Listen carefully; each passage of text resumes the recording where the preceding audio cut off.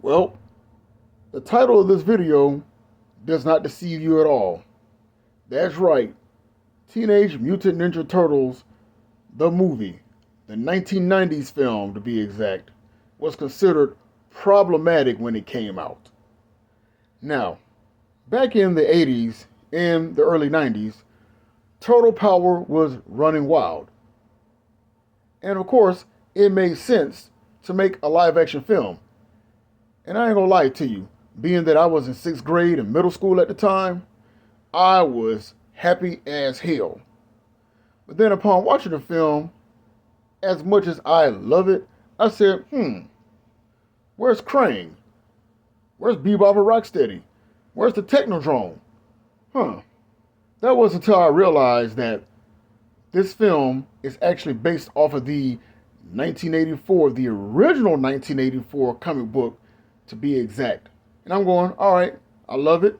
It's grounded in realism, and I rocks with it.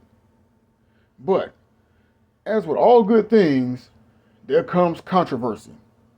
And the five P's of pastors, politicians, preachers, parents, and psychologists all had a bone to pick with this film. You even had one jabroni of a psychologist, psychiatrist, whatever, saying that this film alone had 193 acts of violence committed, majority of them by the Turtles alone. And I go, now who in the hell sits up there and counts all the ass whoopings in an action film? That is ridiculous.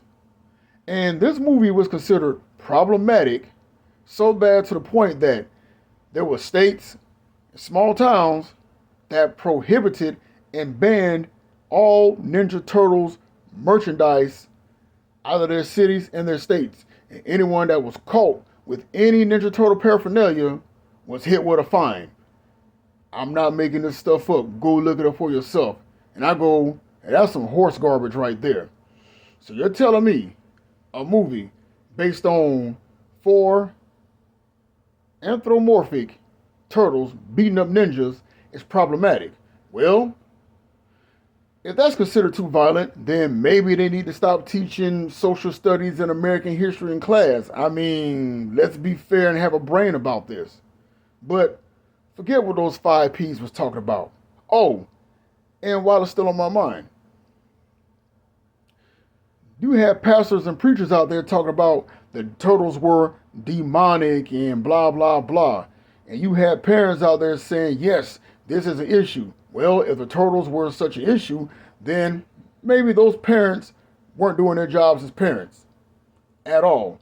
And maybe those pastors and preachers need to turn their brain off and have fun instead of having their heads so far up their butts. And these politicians saying that movies like this cause violence, again, what did I just say earlier?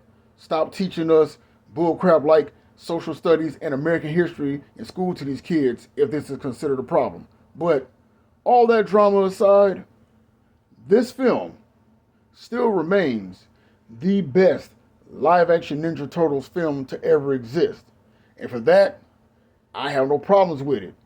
Even though it sucks to do all that complaining from the five P's I mentioned, that's the reason as to why its follow-ups, Secret of the Ooze and the third film, were pretty lighthearted, and they pretty much doubled down on the action in the films.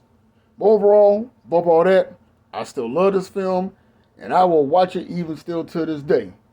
And yes, it is way better than Michael Bay's two CGI live-action bullcrap films that he did back in 2014 and 2016 respectively. But yeah, Teenage Mutant Ninja Turtles, 40 years, still going strong. Just my thoughts, just my opinion, and as always, I'm just saying.